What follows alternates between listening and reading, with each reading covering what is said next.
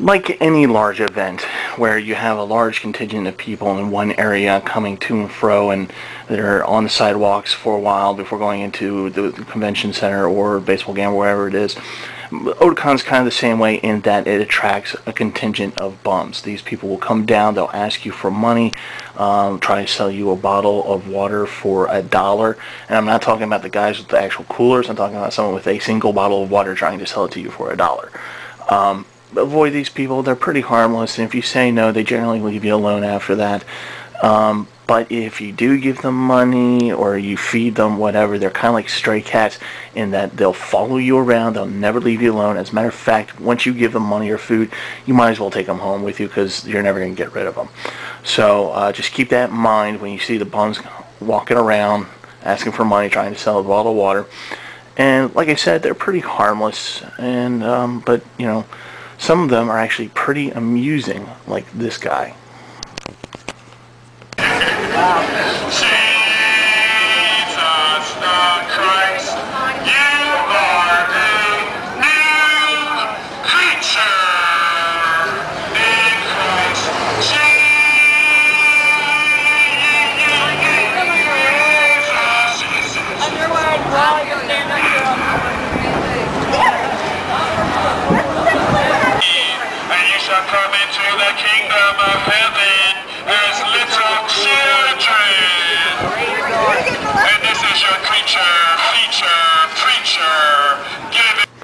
Okay, so here is part 2 of where to find food at Otakon when you get hungry. And like before, I am starting sort of past the inner harbor and working my way back in.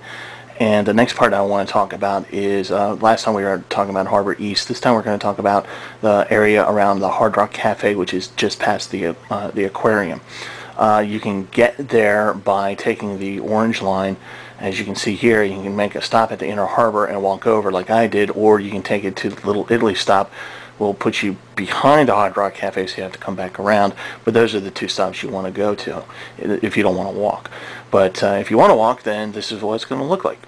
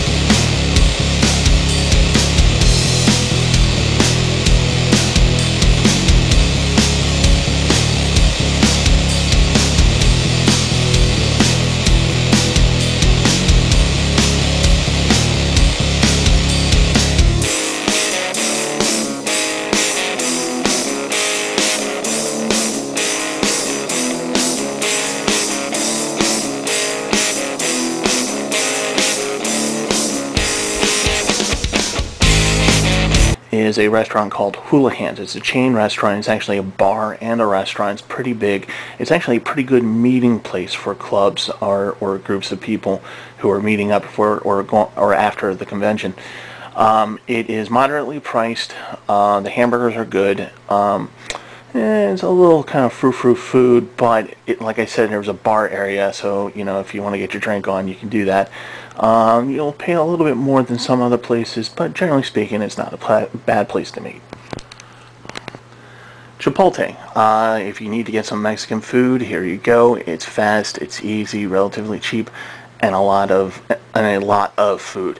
So if you want to share your meal with someone, that you can even go cheaper and do it that way. The only bad thing about Chipotle is that its location, which is farther away from Otakon.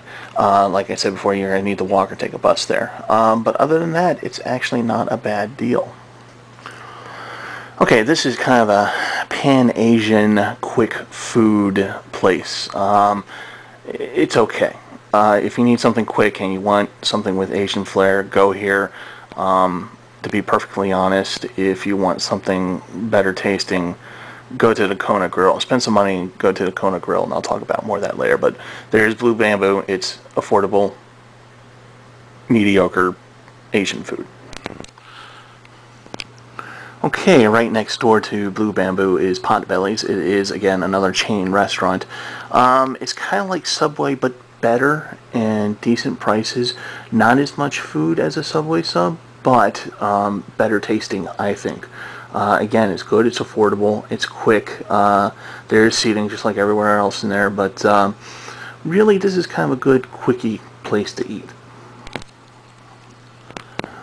Okay, this is Dick's Resort, Last Resort, I should say. It's a theme restaurant wherein the waiters are purposely surly and mean to you. They kind of just drop your food at your table, call you names, and walk away. But that's actually intentional. The food is mediocre. It's overpriced. You can, with an extra charge, get a huge glass of beer and keep the glass. It's really just not a good place to be. Okay, and here you have the famous Hrd Rock Cafe. Mediocre, overpriced food, but it's also a bar. It's a good meeting place. It actually has outdoor seating, so that's another good bonus for it, even though the food is so-so. But if there's a place that you want to go to after the convention, you want to hang out, the bar's a great place. They play decent music, and it's Hrd Rock Cafe. If you haven't been there, you should go there at least once in your life to say that you went. Okay, so the reason why I'm showing you a basically boarded up, closed restaurant is to let you know that that used to be the ESPN zone. It is closed. It's no longer open. They went away. In September, well, there's works for Phillips to leave the Inner Harbor Pavilion and to move into that space, but that's not going to take place until September. So there's really nothing there. But if none of the other food choices does it for you, you can go across the street and you can try Panera. There's a Panera right across the street from it. Anyway, so this is the Hrd Rock Cafe area food.